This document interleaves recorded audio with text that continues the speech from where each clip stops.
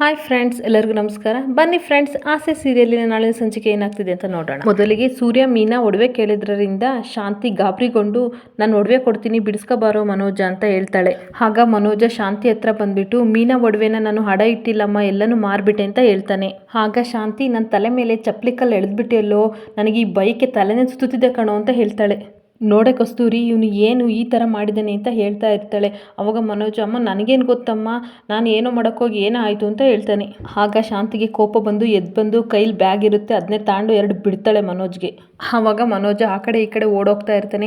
ಮನೋಜ ಬಾರೋ ಈ ಕಡೆ ಅಂತ ಗದರಿಸ್ಬಿಟ್ಟು ಮನೋಜ್ನ ಕರಿತಾಳೆ. ಕರೆದ್ಬಿಟ್ಟು ಪ್ರಪಂಚದಲ್ಲಿರೋ ಬುದ್ಧಿ ಎಲ್ಲ ನಿನ್ನ ತಲೆಯಲ್ಲಿದೆ, ಆದರೆ ಇವಾಗ ಯಾಕೋ ಈ ಥರ ಮಾಡಿದೆ ಅಂತ ಹೇಳ್ತಾ ಇರ್ತಾಳೆ. ಆಗ ಕಸ್ತೂರಿ, ಶಾಂತಿ ಒಡವೆ ಹಾಗಾದ್ರೆ ಓದಂಗೆ ಕಣೆ ಅಂತ ಹೇಳ್ತಾಳೆ. ಆವಾಗ ಅಯ್ಯೋ ನಾನು ಏನೇ ಮಾಡಲಿ, ಆ ಒಡವೆ ಹೆಂಗಿದೆ ಅಂತಲೂ ಸಹ ನಾನು ಕಣ್ಣಲ್ಲಿ ನೋಡಿರಲಿಲ್ಲ. ಆ ಹೂ ಕಟ್ಟಳು ನನ್ನನ್ನು ಸುಮ್ಮನೆ ಬಿಡ್ತಾಳೆ, ಆಡ್ಕೊಂಡು ನಗಾಡ್ತಾಳೆ, ಮನೆಯವರೆಲ್ಲ ನನ್ನ ಬೈತಾರೆ ಅಂತ ಹೇಳ್ತಾ ಇರ್ತಾಳೆ.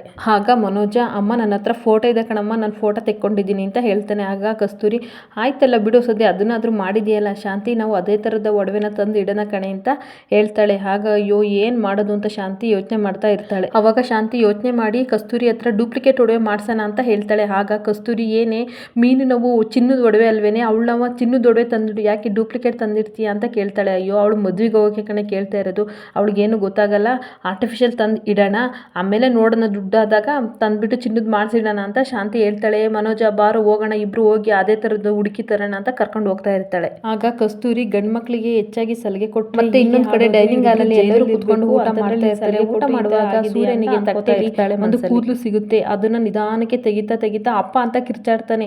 ಅವಾಗ ಏನಾಯ್ತು ಸೂರ್ಯ ಅಂತ ರಂಗನಾಥ್ ಕೇಳ್ತಾನೆ. ಅಪ್ಪ ಕೂದಲು ಅಂತ ಹೇಳ್ತಾನೆ. ಏನಾದರೂ ಕೂದಲು ನಿನಗೆ ಸಿಗಾಕೊತ್ತೇನೋ ಗಂಟಲ್ಲಿ ಅಂತ ಅಪ್ಪ ಕೇಳ್ತಾನೆ. ಆಗ ಸೂರ್ಯ, ಇಲ್ಲ ಕಣಪ್ಪ, ಗಂಟ್ಲಲ್ಲೇನು ಸಿಗಾಕೊಂಡಿಲ್ಲ, ಇದು ಉದ್ದ ಕೂದಲು ಕಣಪ್ಪ, ಇದು ನಮ್ದಂತೂ ಅಲ್ಲ, ಇದು ಮೀನಂತೆ ಇರ್ಬೋದು ಅಂತ ಅಳತೆ ಮಾಡಿ ನೋಡ್ತಾನೆ. ಆಮೇಲೆ ಮೀನಾ ಇಲ್ಲ, ನಾನು ಸರಿಯಾಗಿ ತಲೆ ಬಾಚ್ಕೊಂಡಿದ್ದೀನಿ ಅಂತ ಹೇಳ್ತಾಳೆ. ಆಮೇಲೆ ಸೋಂಪು ಪುಡಿ, ಇದು ನಿಂದಿರ್ಬೋದು ಕಣೆ ಅಂತ ಹೇಳ್ತಾ ಇರ್ತಾನೆ. ಆಗ ಶ್ರುತಿ, ಸೂರ್ಯವರು ಇದು ನಂದು ಕೂದಲಲ್ಲ, ನಂದು ಕರ್ಲಿ ಹೇರ್ ಅಂತ ಹೇಳ್ತಾಳೆ. ಹಾಗಾದರೆ ಇದು ರೋಹಿಣಿ ಅವ್ರದ್ದು ಇರ್ಬೋದು ಅಂತ ಹೇಳ್ತಾಳೆ. ಬಿಳಿಯಮ್ಮ ಇದು ನಿಂದು ಅಂತ ಹೇಳ್ತಾನೆ ಸೂರ್ಯ. ಆವಾಗ ನಂದು ಇದು ಕರ್ಲಿ ಹೇರು, ನಂದು ಸಹ ನಾನು ಯಾವಾಗಲೂ ಕೂದಲನ್ನ ಬಾಚ್ಕೋತೀನಿ, ನಂದು ಏರ್ ಫಾಲ್ ಆಗಲ್ಲ ಅಂತ ರೋಹಿಣಿ ಹೇಳ್ತಾಳೆ. ಆಗ ಶ್ರುತಿ, ಹೌದು ಸೂರ್ಯ ಅವರೇ ಬ್ಯೂಟಿ ಪಾರ್ಲರ್ ಇಟ್ಕೊಂಡಿದ್ದಾರೆ ಅಂದಮೇಲೆ ಅವರಿಗೆ ಗೊತ್ತಿಲ್ವಾ ಏರ್ ಕೇರ್ ಮಾಡೋದು ಹೇಗೆ ಅಂತ, ಅವ್ರದ್ದಲ್ಲ ಇದು ಅಂತ ಹೇಳ್ತಾಳೆ. ಹಾಗೆ ರೋಹಿಣಿ ಅವರೇ, ನನಗೆ ತುಂಬ ಏರ್ ಫಾಲ್ ಆಗ್ತಾ ಇದೆ, ನನಗೆ ಒಂದು ಸಜೆಷನ್ ಕೊಡಿ, ಏನಾದರೂ ಒಂದು ಶಾಂಪು ಏನಾದರೂ ಕೊಡಿ, ನನಗೆ ಯಾವ್ದು ಹಾಕಬೇಕು ಅಂತ ಹೇಳಿ ಅಂತ ಶ್ರುತಿ ರೋಹಿಣಿನ ಕೇಳ್ತಾ ಇರ್ತಾಳೆ. ಆಗ ರೋಹಿಣಿ, ಶಾಂಪು ಎಲ್ಲ ಏನು ಬೇಡ, ನಾನೊಂದು ಆಯಿಲ್ ಹೇಳ್ತೀನಿ, ಅದನ್ನು ಅಪ್ಲೈ ಮಾಡಿ ಏರ್ ಗ್ರೋತ್ ಆಗುತ್ತೆ ಅಂತ ಹೇಳ್ತಾ ಇರ್ತಾಳೆ. ಆವಾಗ ಸೂರ್ಯ ಅವರಿಬ್ಬರು ಮಾತು ಕೇಳಿಕೊಂಡು, ನಾನು ಇಲ್ಲಿ ಇಂಪಾರ್ಟೆಂಟ್ ವಿಷಯ ಮಾತಾಡ್ತಾ ಇದ್ದೀನಿ, ನೀವಿಬ್ರು ಏನು ಡಿಸ್ಕಸ್ ಮಾಡ್ತಾ ಇದ್ದೀರಾ ಅಂತ ಹೇಳ್ತಾನೆ. ಆಗ ರಂಗನಾಥ್, ಅದನ್ನೇ ಏನೋ ಇಟ್ಕೊಂಡು ಸರ್ಚ್ ಮಾಡ್ತಾ ಇದ್ದೀನಿ, ನೀನು ಬಿಸಾಕೋ, ಊಟ ಮಾಡು ಅಂತ ಹೇಳ್ತಾನೆ. ಅವಾಗ ಮೀನನು ಸಹ ರೀ, ಆ ಕಡೆ ಇಟ್ಬಿಟ್ಟು ಊಟ ಮಾಡ್ರಿ ಅಂತ ಹೇಳ್ತಾಳೆ. ಆವಾಗ ಸೂರ್ಯ, ಇದು ನಿಂದೇ ಇರಬೇಕು ಕಣೆ ಮೀನಾ, ಏನಾದರೂ ಸಕ್ಕರೆ ಕೆಲ್ ಸಿಕ್ಕಿದ್ರೆ ಅಷ್ಟೇ ನಿನ್ನ ಕತೆ ಮುಗಿತಿತ್ತು ಅಂತ ಹೇಳ್ತಾನೆ. ಅವಾಗ ಅಯ್ಯೋ ಆಯಿತು ಬಿಡ್ರಿ, ಇವಾಗ ಏನೂ ಆಗಿಲ್ವಲ್ಲ, ಸೈಡಿಗೆ ಇಟ್ಟು ಊಟ ಮಾಡ್ರಿ ಅಂತ ಹೇಳ್ತಾ ಇರ್ತಾಳೆ. ಅವಾಗ ರೋಹಿಣಿ, ಈ ಥರ ಎಲ್ಲ ಮಾಡಬೇಡಿ ಮೀನಾ ಅವರೇ, ಹುಷಾರಾಗಿ ಮಾಡಿ ಇನ್ಮೇಲೆ ಅಂತ ಹೇಳ್ತಾ ಇರ್ತಾಳೆ. ಅದನ್ನು ಕೇಳಿಸ್ಕೊಂಡು ಮೀನಾಗೆ ತುಂಬ ಕೋಪ ಬಂದು, ರೋಹಿಣಿ ಅವರೇ ನಾನೇನು ಬೇಕು ಅಂತ ಮಾಡಿದ್ನ, ಮಿಸ್ ಆಗಿ 1-2 ಏನೋ ಬಂದಿದೆ ಅಂತ ಸಿಟ್ಟಾಗಿ ಮಾತಾಡ್ತಾ ಇರ್ತಾಳೆ. ಆವಾಗ ಶ್ರುತಿ, ಮೀನವರೇ, ರವಿ ಹೋಟ್ಲಲ್ಲಿ ಕ್ಯಾಪ್ ಹಾಕೊಂಡು ಅಡುಗೆ ಮಾಡ್ತಾರಲ್ಲ, ಆ ಥರ ನೀವು ಮಾಡಿ ಅಂತ ಹೇಳ್ತಾಳೆ. ಆವಾಗ ಮೀನಾ, ನಾನೇನು ಹೋಟ್ಲಲ್ಲಿ ಕೆಲಸ ಮಾಡ್ತಾ ಇದ್ದೀರಾ ಶ್ರುತಿ ಅವರೇ, ಮನೇಲಿ 4-5 ಜನಕ್ಕೆ ಅಡುಗೆ ಮಾಡೋದಲ್ವಾ, ಆ ಥರ ಎಲ್ಲ ಏನು ಹಾಕೊಳ್ಳೋದು ಬೇಡ, ಅದರಲ್ಲೂ ಕೂದಲು ಏನಾದರೂ ಊಟದಲ್ಲಿ ಸಿಕ್ಕಿದಾಗ ಸಂಬಂಧ ಇನ್ನೂ ಗಟ್ಟಿ ಆಗಿರುತ್ತಂತೆ ಅಂತ ಹೇಳ್ತಾ ಇರ್ತಾಳೆ. ಅಲ್ವಾ ಮಾವ, ನಾನು ಹೇಳಿ ಸರಿ ಅಲ್ವಾ ಅಂತ ಮೀನಾ ಹೇಳ್ತಾಳೆ. ಆಗ ರಂಗನಾಥ್, ಹೌದಮ್ಮ ಅಂತ ಹೇಳ್ತಾನೆ. ಆಗ ಸೂರ್ಯ, ಹೌದಾ, ನನಗೆ ಲಕ್ಕಿ ಆ ಥರ ಏನು ಹೇಳಲೇ ಇಲ್ವಲ್ಲ, ಕೂದಲು ಏನಾದರೂ ಊಟದಲ್ಲಿ ಸಿಕ್ಕಿದ್ರೆ ಏನಾದರೂ ಕೆಟ್ಟದಾಗ್ಬೋದು ಅಂತ ಹೇಳ್ತಾ ಇದ್ರು ಅಪ್ಪ ಅಂತ ಹೇಳ್ತಾನೆ. ಆಗ ರಂಗನಾಥ್, ಹೌದಾ ಅಂತ ಹೇಳ್ತಾನೆ. ಹ್ಞೂ ಅಪ್ಪ, ಏನೋ ಕೆಟ್ಟದಾಗ ಸೂಚನೆ ಇದೆ, ಅದಕ್ಕೆ ಈ ಥರ ಕೂದಲು ಸಿಕ್ಕಿದೆ ಅಂತ ಸೂರ್ಯ ಹೇಳ್ತಾ ಇರ್ತಾನೆ. ಒಂದು ಕಡೆ ರೋಹಿಣಿಗೆ ತುಂಬ ಭಯ ಆಗ್ತಾ ಇರುತ್ತೆ. ಎಲ್ಲರೂ ಊಟ ಆಗಿ ಎದ್ದೋದ್ರೂ ಸಹ ಸೂರ್ಯ ಕೂದಲನ್ನ ಇಟ್ಕೊಂಡು ಏನೋ ಯೋಚನೆ ಮಾಡ್ತಾ ಇರ್ತಾನೆ. ಆಗ ರಂಗನಾಥ್ ಬಂದು, ಏನೋ ಸೂರ್ಯ ಇದ್ರ ಬಗ್ಗೆನೇ ಇನ್ನೂ ಯೋಚನೆ ಮಾಡ್ತಾ ಇದೆಯಾ, ಎದ್ದೋಗು ಅಂತ ಹೇಳ್ತಾನೆ.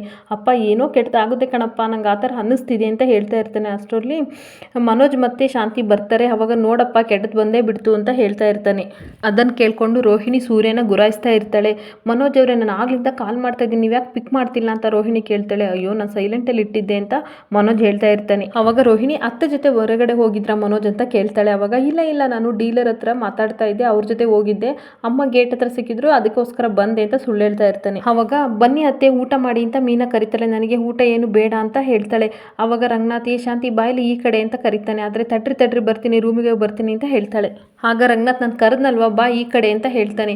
ಅವಾಗ ಬರ್ತಾಳೆ. ಏನ್ರಿ ಅಂತ ಹೇಳ್ತಾಳೆ. ಎಲ್ಲಿ ಚಿನ್ನ ಅಂತ ಕೇಳ್ತಾನೆ. ಎಂಥ ಚಿನ್ನ ರೀ, ನಾನು ಈಗಷ್ಟೇ ಕಸ್ತೂರಿ ಮನೆಗೆ ಹೋಗಿ ಬರ್ತಾ ಇದ್ದೀನಿ ಅಂತ ಹೇಳ್ತಾಳೆ. ಅದೇ ಕಣೆ ಮೀನು ನಡುವೆ ರೂಮಲ್ಲಿ ಇದ್ವಂತಲ್ಲ ಅವೆಲ್ಲಿ ಅಂತ ಕೇಳ್ತಾನೆ. ಅವಾಗ ಹೌದಾ ನನಗೇನು ಗೊತ್ತು ರೀ, ಅಲ್ಲೇ ಇರ್ಬೋದು ಅಂತ ಹೇಳ್ತಾಳೆ. ಇವಾಗ ಮೀನ ಕೇಳ್ತಾ ಇದ್ದಾಳೆ ಚಿನ್ನ ಅಂತೆ ಕೊಡು ಅಂತ ರಂಗನಾಥ್ ಹೇಳ್ತಾನೆ. ಏನ್ರಿ ಇವಾಗ ಕೇಳ್ತಾ ಇದ್ದಾಳೆ, ಅವತ್ತೇನು ದೊಡ್ಡದಾಗಿ ಶಪಥ ಮಾಡಿದ್ಲು ನಾನು ಗಂಡ ಕೊಡ್ಸಿದ್ರಷ್ಟೇ ಹಾಕೊಳ್ಳೋದು ಹಾಗೆ ಹೀಗೆ ಅಂತ, ಮತ್ತೆ ಇವಾಗ ಯಾಕೆ ಬೇಕಂತೆ ಅಂತ ಶಾಂತಿ ಹೇಳ್ತಾಳೆ. ಇನ್ನೊಂದು ಕಡೆ ಮನೋಜು ಕೂಡ ಹೌದಪ್ಪ ಅವತ್ತೇನು ಬೇಡ ಚಿನ್ನ ಅಂತ ಟೇಬಲ್ ಮೇಲೆಲ್ಲ ಇಟ್ಟು ಅರಿಶಿನ ದಾರ ಕಟ್ಕೊಂಡ್ರು, ಇವಾಗೇನು ಇವರಿಗೆ ಸ್ವಾಭಿಮಾನ ಏನು ಇಲ್ವಾ ಅಂತ ಹೇಳ್ತಾ ಇರ್ತಾನೆ. ಅದನ್ನ ಕೇಳ್ಕೊಂಡು ಸೂರ್ಯನಿಗೆ ತುಂಬಾ ಕೋಪ ಬರ್ತಾ ಇರುತ್ತೆ. ಇನ್ನೊಂದು ಕಡೆ ರೋಹಿಣಿ ಸಹ ಹೌದು ಮೀನವರೇ, ನೀವು ಅವತ್ತು ಬೇಡ ಅಂತ ಹೇಳಿದ್ರಿ, ಇವತ್ತು ಯಾಕೆ ಬೇಕು ಅಂತ ಹೇಳ್ತಾ ಇದ್ದೀರಾ ಅಂತ ಎಲ್ಲರೂ ಸಹ ಮನೆಯವರೆಲ್ಲ ಒಂದೊಂದಾಗಿ ಪ್ರಶ್ನೆ ಕೇಳ್ತಾ ಇರ್ತಾರೆ.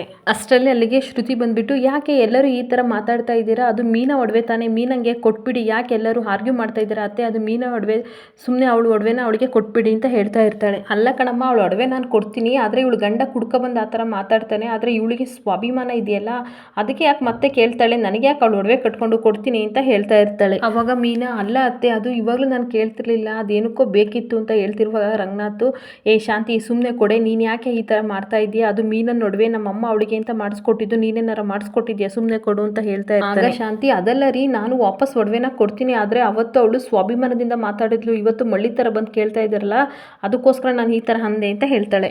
ಆಗ ಮನೋಜ್ ಕೂಡ ಹೌದು ಅವತ್ತು ದೊಡ್ಡದಾಗೆ ಪ್ರಾಮಿಸ್ ಮಾಡಿದ್ರಲ್ಲ ಆ ಹಣೆಗೆಲ್ಲ ಏನು ಬೆಲೆನೇ ಇಲ್ವಾ ಅಂತ ಹೇಳ್ತಾ ಇರ್ತಾನೆ. ಆಗ ಸೂರ್ಯ ಬಂದು ಏ ಪೆಂಗ್ನನ್ ಮಗನೇ, ನಿನ್ನ ಹಾಣೆ ಮೇಲೆ ಏನೇನೋ ಹೇಳ್ಬೇಡ ಕಣೋ, ನೀನು ಹಾಣೆ ಮಾಡ್ದಂಗೆ ಏನು ಉಳಿಸ್ಕೊಂಡಿಲ್ಲ ಕಣೋ, ಅವತ್ತು ಮನೆಯಿಂದ 25 ಲಕ್ಷ ಹೊತ್ಕೊಂಡು ಓದಿಯಲ್ಲ, ಮತ್ತೆ ಮನೆಗೆ ವಾಪಸ್ ಬಂದು 3 ತಿಂಗಳಲ್ಲಿ ಕೊಡ್ತೀನಿ ಅಂತ ನೀನು ಸಕ್ಕರೆ ಮೇಲೆ ಹಾಣೆ ಮಾಡ್ದೆಲ್ಲ ನೀನು ಕೊಟ್ಟೇನು ಅಂತ ಬೈತಾ ಇರ್ತಾನೆ.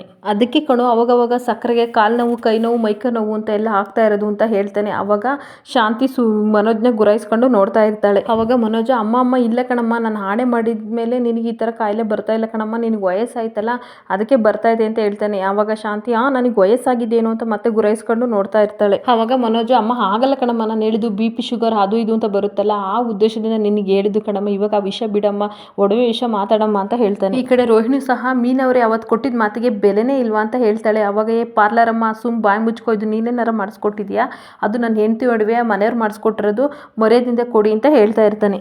ಅವಾಗ ಶಾಂತಿಯೇ ಏನು ರೋಹಿಣಿನ ನೀನು ಬೈತಾ ಇರೋದು, ಅವ್ರ ಅಪ್ಪಂಗೆ ಏನಾರ ಗೊತ್ತಾದರೆ ನಿನ್ನ ಹೆಂಡತಿ ಥರವ ಚಿಕ್ಕ ಪುಟ್ಟದೆಲ್ಲ ಮಾಡಿಸ್ಕೊಡಲ್ಲ ಕಣೋ, ಒಂದೊಂದು ಲಾರಿ ಗಟ್ಟಲೆ ಸಹ ತಂದು ಕೊಡ್ತಾರೆ ಅಲ್ವೇನ ರೋಹಿಣಿ ಅಂತ ಹೇಳ್ತಾ ಇರ್ತಾರೆ. ಅವಾಗ ರೋಹಿಣಿ ತಲೆ ಅಲ್ಲಾಡಿಸ್ತಾ ಹ್ಞೂ ಅತ್ತೆ ಅಂತ ಹೇಳ್ತಾ ಇರ್ತಾಳೆ. ಅವಾಗ ಸೂರ್ಯ ಪಾರ್ಲರಮ್ಮ ನಿಮ್ಮ ಅಪ್ಪನಿಗೆ ಒಂದು ಫೋನ್ ಮಾಡಿಕೊಡು, ಎಷ್ಟು ಚಿನ್ನ ಕೊಡಿಸ್ತಾರೆ ಲಾರಿ ಅಂತ ನಾನು ನೋಡ್ತೀನಿ, ಈಗಲೇ ಜೈಲಲ್ಲಿ ಬೇರೆ ಇದ್ದಾರೆ, ಇನ್ನೇನು ಕೊಡಿಸ್ತಾರೆ ಅಂತ ನೋಡ್ತೀನಿ ಅಂತ ಹೇಳ್ತಾ ಇರ್ತಾನೆ. ಅವಾಗ ರೋಹಿಣಿ ಪದೇ ಪದೇ ನೀವು ನಮ್ಮ ತಂದೆ ವಿಷಯಕ್ಕೆ ಬರಬೇಡಿ ಅಂತ ಜಗಳ ಮಾಡ್ತಾ ಇರ್ತಾಳೆ ಸೂರ್ಯನ ಜೊತೆ.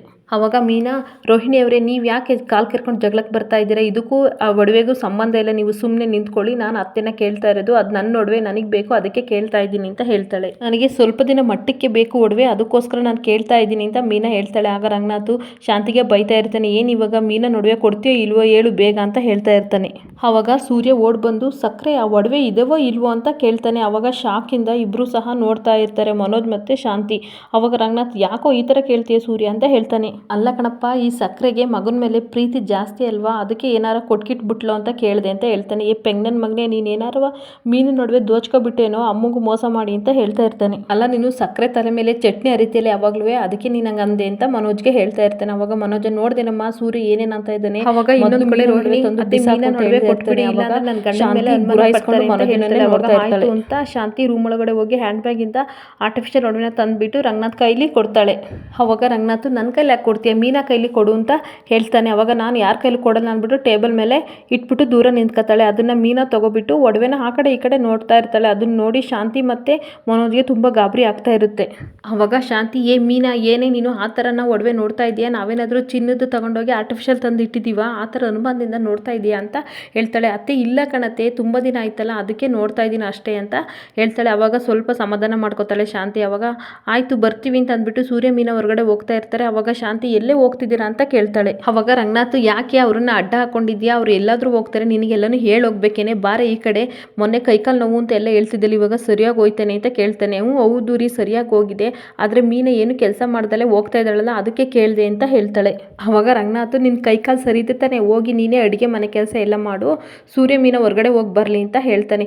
ಆಯ್ತು ಮಕ್ಕಳ ನೀವಿಬ್ರು ಹೊರಗಡೆ ಹೋಗಿ ಬನ್ನಿ ಅಂತ ಹೇಳಿ ಶಾಂತಿನ ಬೈತಾ ಇರ್ತಾನೆ. ಇಲ್ಲಿಗೆ ಈ ಸಂಚಿಕೆ ಮುಕ್ತಾಯವಾಗುತ್ತಿದೆ. ಈ ವಿಡಿಯೋ ನಿಮಗೆ ಇಷ್ಟ ಆದರೆ ಪ್ಲೀಸ್ ಲೈಕ್ ಮಾಡಿ, ಸಬ್ಸ್ಕ್ರೈಬ್ ಮಾಡಿ. Thank you.